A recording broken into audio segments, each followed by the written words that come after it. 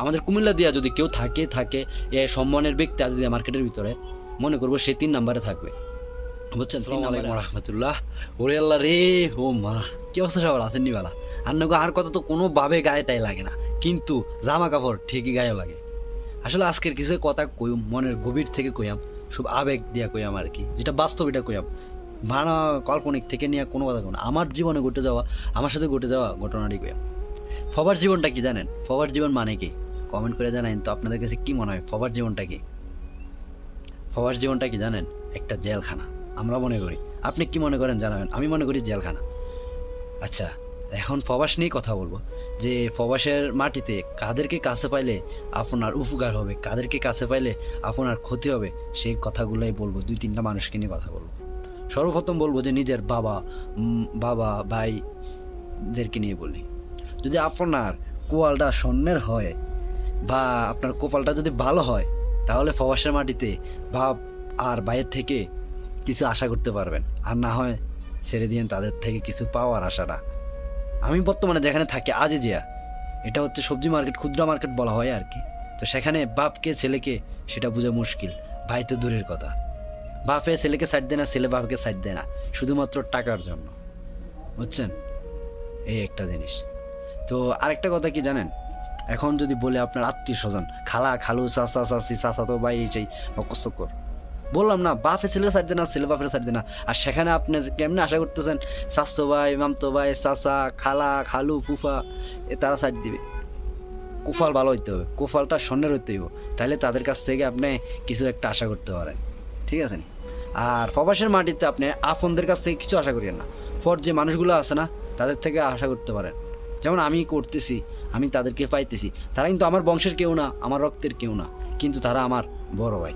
আমি বলতেছি হ্যাঁ আপনাদের কথা, যাদের সাথে আমি থাকি, আমার রুমে 4 জন বড় ভাই আছে। আজকের দিনে একটা ঘটনা ঘটে গেছে। ঘটনাটা কি? আমার ভীষণ কাজ করে এই বুকটার বাম পাশের ডেনাটা ভীষণ ব্যথা।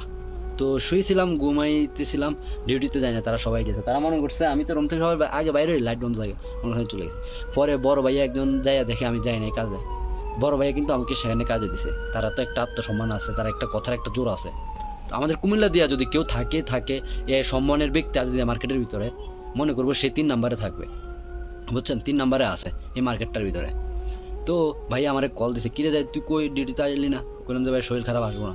আর ভাইয়া কইতেছে তাড়াতাড়ি আয়। আমি কইলাম আসলে আমার খালতো ভাই আছে, এই রুমে ছিল, ভাই এখন দেশে গেছে। আমার খালতো ভাইকে আমি এতটা ভয় পাই না বা এতটা সম্মান করি না, আমি যতটা সম্মান ওনারে করি, ঠিক আছে নি? তো ভাইয়ার জবানটা তো রাখতে হবে। আমি যাক খালি হলে আমি অসুখটা আমি সারাই নিব। পরে গেলাম ভাইয়ারকে উপরে রাখছি, যাতে ভাইয়া তাদেরকে যে জবানটা দিছে, ভাইয়া যাতে তাদের চোখে নিচু না হয় বা তার জবানটা যাতে নিচু না হয়, সেটা রাখার জন্য আমি কাজ করে আসছি। রুমে আসলাম, 10 মিনিট রেস্ট নিয়ে গোসল করলাম, গোসল করে ভিডিওটা বানাইতেছি, এই আর কি। আসলে আমি যাদের সাথে আছি তারা আমার বংশের কেউ না, আমার রক্তেরও কেউ না, কিন্তু তারা আমাকে যতটা ভালোবাসে, এর আসলে হইতেছে ফর মানুষ কি লেগে হয়েছে। আপন মানুষের কাছে থাকবেন, তারা আপনাকে চাইবে না উপরে উঠতে। যা ফরের কাছে থাকবেন, তারা আপনার কষ্টটা বুঝবো, তারা আপনাকে সাহায্য করবে, কিছু টাকা দিয়ে না পারক, বুঝছেন? ফসমাটিতে খাওয়ার দিবে, তাদের সাথে রাখবে, 2-3টা জ্ঞান দিয়ে বা ভালো পথ দেখায় হইলেও আপনাকে সাহায্য করবে। কিন্তু কাছের মানুষগুলা, আপন মানুষগুলা এগুলো কখনো করতো না। এটা কিন্তু ভাই বাস্তব কথা, এটা দুনিয়ার বাস্তব। এরকমই 4 জন ভাইয়া আছে আমার কাছে, আমি তাদের কাছে থাকি, তাদের সাথে থাকি, একই রুমে থাকি। তো তারা আমাকে যথেষ্ট পরিমাণ, নিজের ভাইয়ের থেকে আমি দেখতেছি এখানে একজনের ছোট ভাই আছে, তার ভাইয়ের থেকে যেমন আমাকে বেশি করে আদর করে, আমাকে একটু বেশি বুঝায় কেমনে চলতে হবে, কী করতে হবে। আমি যখন এই মার্কেটে নতুন আসছি, অনেক লাফালাফি করছি, অনেক ঝগড়াঝাটি, মানুষের সাথে কথা কাটাকাটি করছি, আস্তে আস্তে তাদের সাথে চলতেছি। আসলে বলে না যে খারাপের সাথে ভালো থাকলে সে কখনো খারাপ হয় না, আর খারাপের সাথে ভালো থাকলে সে কখনো খারাপ হয় না। ভালোর সাথে খারাপ থাকলে সে ভালো হয়ে যায়, খারাপের সাথে ভালো থাকলে সে খারাপ হয়ে যায়। এটা কিন্তু সত্যি, উল্টা কোনোটাই হয় না।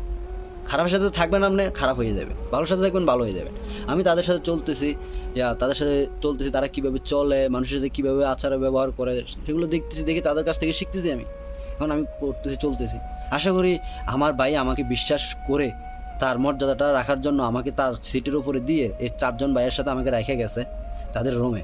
আমি ইনশাল্লাহ ধরে রাখার চেষ্টা করব আমার ভাইয়ের সম্মানটা, যাতে তারা চোখে ছোট না হয়। যেমন আমি যে আমার রক্তের সম্পর্ক আছে, তার সম্মান নিয়ে সম্মান সম্মানটা বাঁচানোর জন্য এত কিছু করতেছি। আর যার সাথে আমার সম্পর্ক নাই, রক্তের বংশের কোনো সম্পর্ক নাই, তার সম্মানটা রাখার জন্য আমি চেষ্টা করতেছি। তো আমি কেন পারবো না যার সাথে আমার সম্পর্ক আছে, যে আমাকে ভালোবাসে, যে আমাকে নিজের ছোট ভাইয়ের মতো করে দেখে, তার সম্মানটা ধরে রাখতে?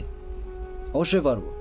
তো আসলে অনেক মানুষের ছোট মানুষ মাত্রই ভুল, গরু ছাগলরা ভুল করে না। তো জীবনে চলার পথে আমি অনেক কষ্ট দিছি ভাইয়ারে। তো ভাইয়া সরি। আর চেষ্টা করবো নিজের বদলানো, আসলে বদলাইতেছি, দুনিয়াদারি দেখতেছি, শিখতেছি, মানুষের বিভিন্ন বহু দেশের মানুষের সাথে চলতেছি, দুনিয়াদারি বুঝতেছি, এক কথা শেষ বুঝতে শিখতেছি আর কি, বুঝিনি? মানুষ কয় না মানুষের জীবনে কত কিছু হয়, কত কিছু ঘটে, সেগুলো নিয়ে কতজনে কথা বলে, কয়জনে কথা কয়, হ্যাঁ এরকমই আর কি। তো নিজেরটা নিয়ে নিজে পড়ে থাকি আর নিজেকে পরিবর্তন করার চেষ্টা করি, এই আর কি। বাকিটা আল্লাহ তাআলা নসিবে যা রাখছে তা হবে। তো রাখে আল্লাহ, মারে কে? মারে আল্লাহ, রাখে কে? এটাই বাস্তব। তো আপনার রিজিকে যেটা আছে এটা আপনি পাবেনই।